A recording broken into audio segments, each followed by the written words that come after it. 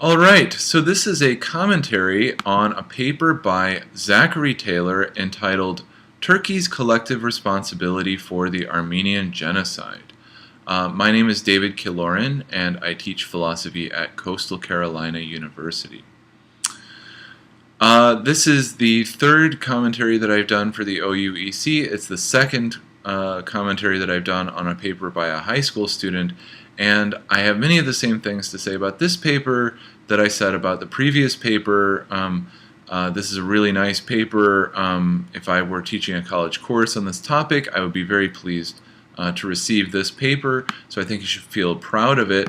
I have a number of criticisms to make, as well as a few words of praise. My usual view is that criticism is more useful than praise, but I do want to mention a few things that I think are nice about the paper as well. So let's get right into the paper. The thesis of your paper, as I understand it, has three parts. So I think the first claim you're trying to establish is that the wartime Ottoman Empire is not responsible for the Armenian genocide. Second claim is that present-day Turkey is not responsible for the Armenian genocide. And the third claim is that those first two claims undermine David Miller's views about outcome responsibility with regard to nations. I think that each of these parts has a different argument. I think you offer different arguments for each of these parts. I think your arguments for the third part are the weakest. I don't think actually that you are undermining David Miller's views in this paper. As far as I can see, the substantive claims that you're making about the responsibility of the Ottoman Empire and of Turkey are consistent with David Miller's views. So that's maybe not bad news. If I'm correct, it may not be bad news. It may be good that you agree with David Miller if I'm right that you in fact do. But I don't think that you succeed in undermining his position. Before we begin, I guess I should say a little bit about the historical details here. Just so that everybody's on the same page, there may be some people watching this video who don't know about the Armenian genocide. So the Ottoman Empire evolved into Turkey. Turkey is the successor state to the Ottoman Empire. The Armenian genocide is an atrocity or a series of atrocities that were committed during the waning days of the Ottoman Empire. And I think the Young Turks were the main perpetrators of this.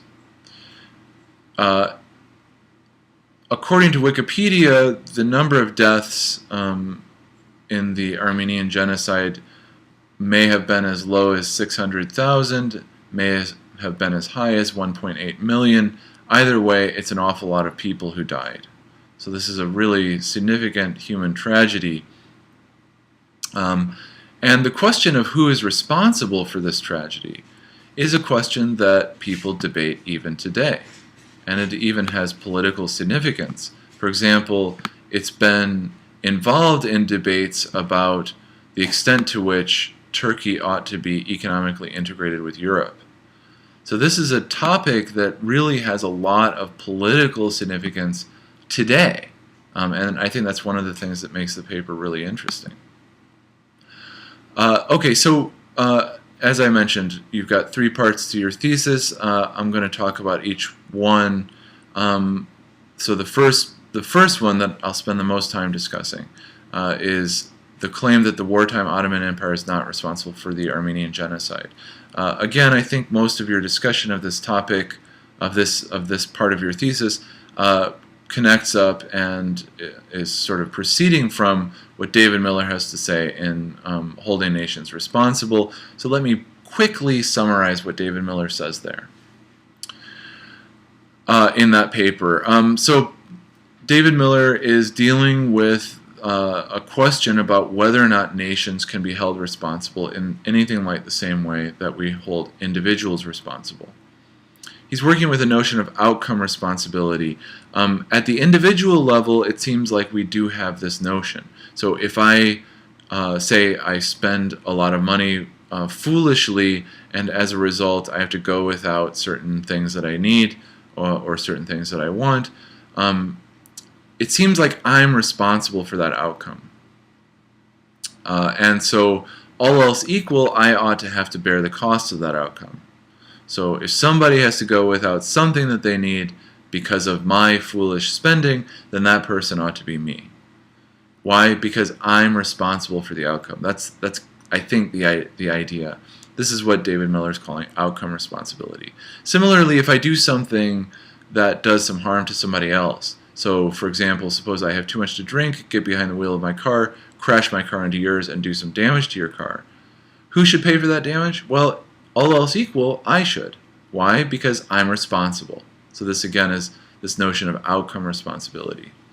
This is not necessarily the same as moral responsibility, Miller emphasizes. So moral responsibility involves the assignment of praise and blame. It's not necessarily the case that every outcome for which I am outcome responsible is one for which I am morally responsible, although moral responsibility and outcome responsibility might be intimately connected in some way. So the question is, can nations be outcome responsible? Miller distinguishes between nations and states. Nations might have different persistence conditions than states. So there may be a revolution, for example, and one state may be replaced by another, but the nation might remain through all this. So the question is, can nations be outcome responsible in anything like the same way that individuals can be? Miller is arguing that they can be. So for example, if a nation spends itself deeply into debt and as a result has to either be helped out of this predicament by somebody else or has to bear the costs itself, we might suggest that the nation, all else equal, ought to bear those costs because the nation is responsible for putting itself into this position. Similarly, if one nation causes some harm to another, then all else equal, the first nation ought to repair the damage. Why? Because the first nation is outcome responsible. That would be what the sort of thing one would say if one believed that nations can be outcome responsible. And David Miller believes that they can. He mentions two different models for assignment of outcome responsibility. The first is what he calls the like-minded group model. The second is the cooperative practice model.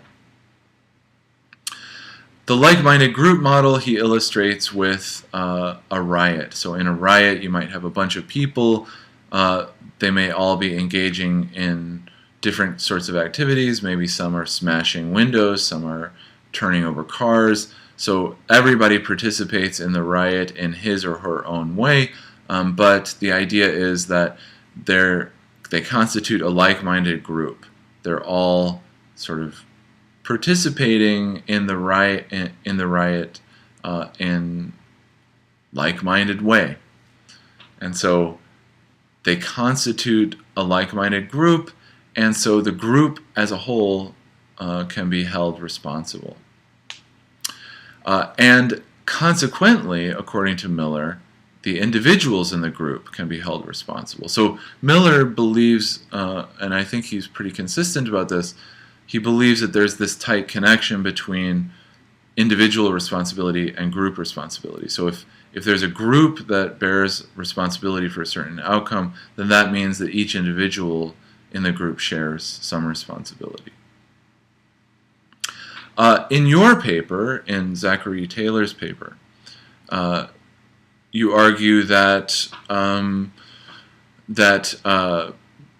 the Ottoman Empire cannot be regarded as a like-minded group, and therefore the Ottoman Empire cannot be held responsible for the Armenian genocide according to the like-minded group model. And I think your argument is that, well, look, not everybody in the Ottoman Empire was participating in the production of this outcome. Not in the same way that a group of rioters are participating in the production of the outcome of a riot. There were many. The Ottoman Empire was quite diverse. There were lots of different people that were sort of outsiders within the Ottoman Empire, and those people might not have shared any of the goals of the perpetrators of the Armenian genocide. Given this, it seems a little strange that here I'm summarizing what I take to be Zachary Taylor's argument. It seems a little strange to regard the Ottoman Empire as a like-minded group. And I agree with this, actually. One interesting question to ask here is whether or not Miller thinks that every member of a like-minded group has to be like-minded in the relevant sense. If that is so, if every member of a like-minded group has to be like-minded in the relevant sense, then I think we should not say that the Ottoman Empire constituted a like-minded group. On the other hand, if not every member of a like-minded group has to be like-minded in the relevant sense, then we start to wonder, well, what is it that makes them a like-minded group then? If they can sort of have all sorts of different views, if there's maybe nothing that they're all doing together, then in what sense do they constitute a like-minded group? So I think either way we're going to run into trouble if we try to use the like-minded group model to assign responsibility to the Ottoman Empire for the Armenian genocide. The second model that Miller discusses is what he calls the cooperative practice model. To illustrate this, he considers an employee-controlled firm whose manufacturing process has unwanted environmental effects, and we're supposed to imagine that the members of this firm have a way of influencing decisions in the firm. So there may be a dissenting minority. Maybe when it was decided that the manufacturing process would be used, there was a dissenting minority. They voted against it, but they were overruled. And so Miller thinks that everybody in the group should be held responsible or should share in the responsibility, even though some members of the group were opposed to the outcome that was produced. Why? Because they all had some way to influence decision-making process, and because they all share in the benefits. They all share in the benefits of the firm's decisions. And you argue that we should not regard the Ottoman Empire as a cooperative practice. And this seems plausible to me too. So I don't... now, if we want to say that in a cooperative practice it is necessary that every member of the cooperative practice should have some way of influencing decision-making processes, then I think it's highly plausible to think that that the Ottoman Empire was not a cooperative practice. After all, it was an empire. It wasn't a democracy. I would think that the vast majority of people that resided within the Ottoman Empire had no way to influence policies, decisions, probably had no way to influence whatever decisions led up to the commission of the Armenian genocide. So if that's a necessary condition for a cooperative practice, and it does seem to me that it ought to be, then we shouldn't regard the Ottoman Empire as a cooperative practice. So I think you make a good case there. Regarding your second claim, the second part of your thesis, which is that present-day Turkey is not responsible for the Armenian genocide. Regarding that claim, I think that that claim is made very plausible if we can accept your first claim. So if we accept that the wartime Ottoman Empire, regarded as a nation constituted by individuals, is not responsible, that is not outcome responsible for the Armenian genocide. So if we accept that part of your thesis, then I think we should say the same about present-day Turkey. So if the Ottoman Empire regarded as a nation constituted by individuals is off the hook, then present-day Turkey should be off the hook too. And that's because, as you suggest, we should say that any responsibility that the present-day nation of Turkey bears for this outcome is inherited. Well, you can't inherit something from someone if they don't have it in the first place. So I don't think that it's going to be very hard to establish the second part of your thesis if you have succeeded in establishing the first. I will offer one objection here. At one point in the paper you say it is clear that the present-day nation of Turkey has no way of influencing or controlling their former generations, especially because it is a successor state. Well, this doesn't seem to me like a very good reason to doubt that Turkey has responsibility here. The fact that one cannot influence decisions that were made in the past does not mean that one bears no responsibility for such decisions. After all, one is never able to influence past events. So if we followed this line of reasoning consistently, we should have to say that one is never responsible for anything that has occurred in the past. But that seems wrong. If I drive my car into yours, tomorrow I will be responsible for having driven my car into yours, even though tomorrow it will have been an event that occurs in the past. So I don't think that that argument for alleviating Turkey of responsibility for the Armenian genocide will work. Even so, I do think that if you've established the first part of your thesis, then your second part comes almost for free. So I don't think we have to say a whole lot about that. The third part of your thesis, which is that David Miller's views are undermined by the things that you have to say here, I'm just not sure that that is actually true. In the paper, I don't believe that David Miller ever says that Turkey or the Ottoman Empire is responsible for the Armenian genocide. He mentions it once, but when he does mention it, he's discussing the views of a group of people, a group of philosophers that he calls liberals. He's not making his own claim, and it's just an example that's mentioned in passing alongside several others. So I don't think that David Miller claims that Turkey or the Ottoman Empire is responsible for the Armenian genocide. Now, you might want to say that, well, he's committed to say that Turkey or the Ottoman Empire is responsible for the Armenian genocide. And if he does have that commitment, and if you have also shown that neither Turkey nor the Ottoman Empire are responsible for the Armenian genocide, well, then you would have undermined his views. But I don't think David Miller has that commitment. I think he avoids making any commitments about whether a given nation is responsible for any given outcome. I think what he's doing is just producing a template for assigning outcome responsibility to nations in particular cases. But I don't think he's attempting the task of finding out who really is outcome responsible for which outcomes.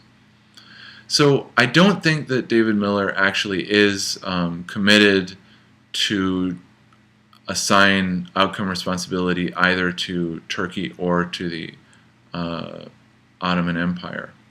And so I don't think that you've undermined David Miller's views here.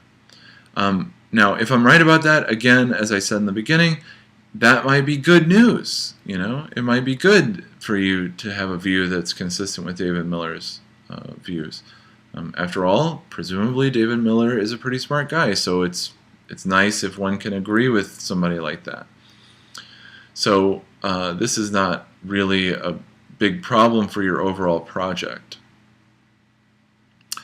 All right, well, I think that's about all I have to say. about the paper. Once again, I thought it was a really interesting paper. I got a lot out of thinking it through, and you know, I think you should be proud of this work. And I think with a little bit of modification, I'm going to sign on for most of what you have to say, actually, in the paper. So